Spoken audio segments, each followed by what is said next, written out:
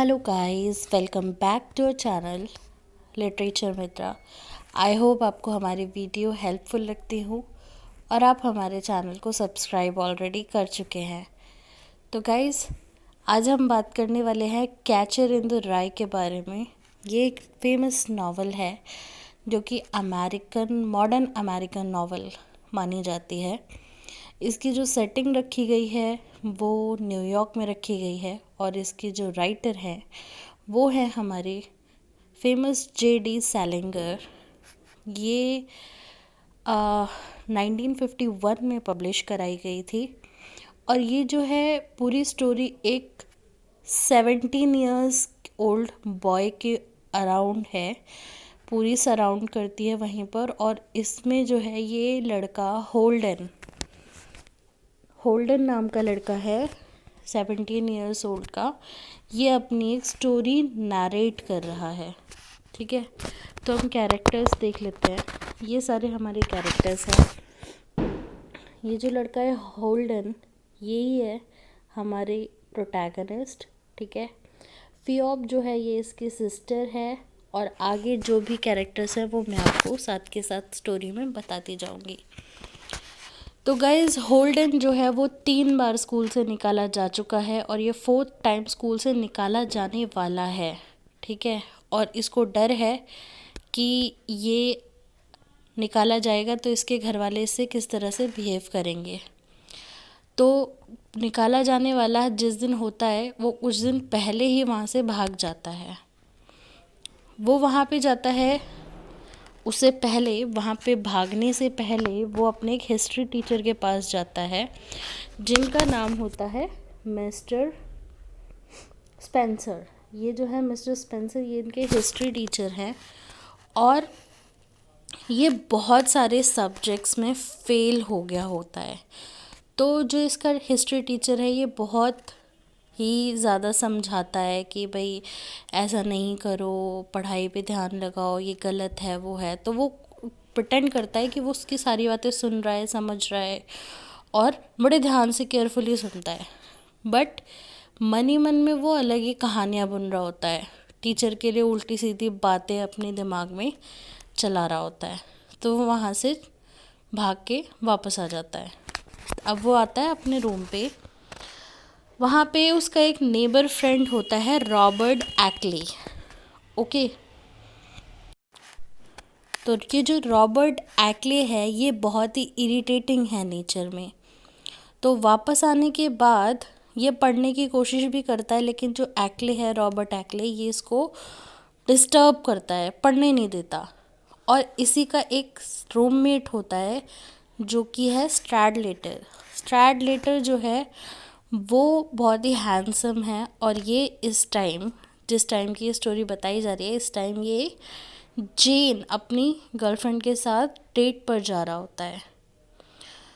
तो जेन जो है वो होल्डन जो है वो जेन को पहले से जानता है और मज़े की बात ये है कि होल्डन जो है वो भी जेन को लाइक करता है। तो वो बहुत ही क्यूरियस होता है जानने के लिए जेन के बारे में।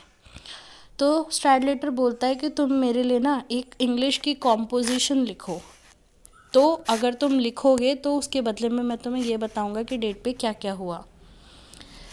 अब बदले में वो लिखना शुरू करता है क्योंकि वो बहुत क्यूरियस होता है जानने के लिए। और वो जो कंपोजिशन लिखता है वो अपने एक मरे हुए भाई एली के बारे में लिखता है और उसके बारे में भी क्या, जो उसका एक बेसबॉल का ग्लव होता है, दस्ताना होता है, उसके बारे में लिखता है।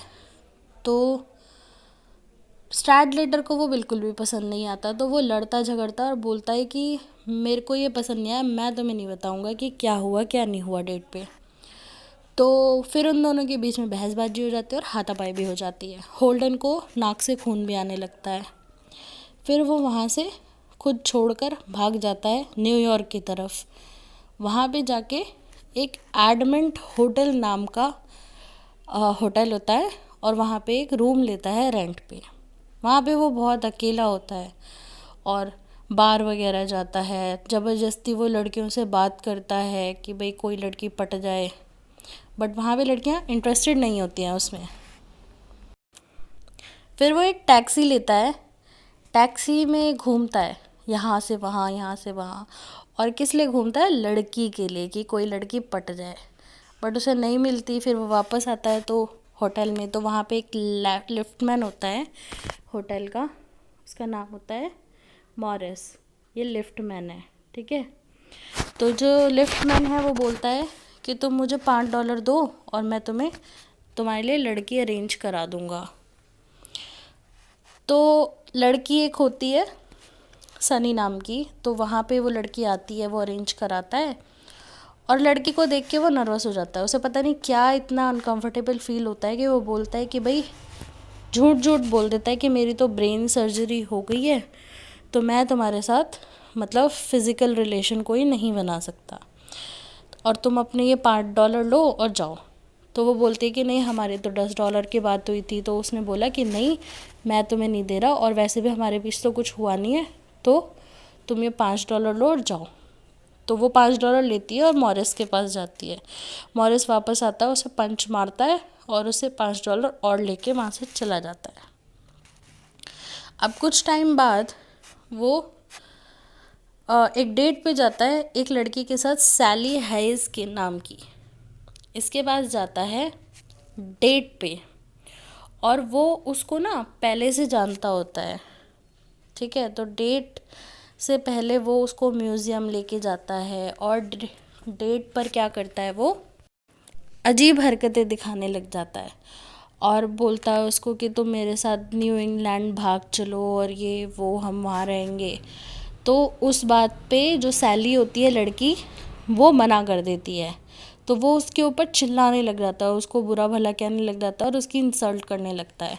तो वो रोने लग जाती है, तो वो उसको रोता वहाँ छोड़ के चला आता है। उसके बाद वहाँ से वो भागकर, रात को उसको बड़ा एक फैसिनेशन होता था कि सेंट्रल पार्क में बत्तखों का क्या होता है। तो वो ये सोचते सोचते सेंट्रल पार्क चला जाता है बत्तखों को देखने के लिए रात को। अब वहाँ जाके वो ये सोचता है कि मैं सुसाइड कर लेता हूँ, क्योंकि घर वालों को पता लग जाएगा उसके रिज़ल्ट के बारे में और उसके स्कूल से निकाले जाने के बारे में। तो वो जो है सुसाइड करने का सोचता है। बट थोड़े टाइम बाद ही उसे अपनी बहन फियोप की याद आ जाती है, और वो अपनी बहन से बहुत ही ज़्यादा प्यार करता था।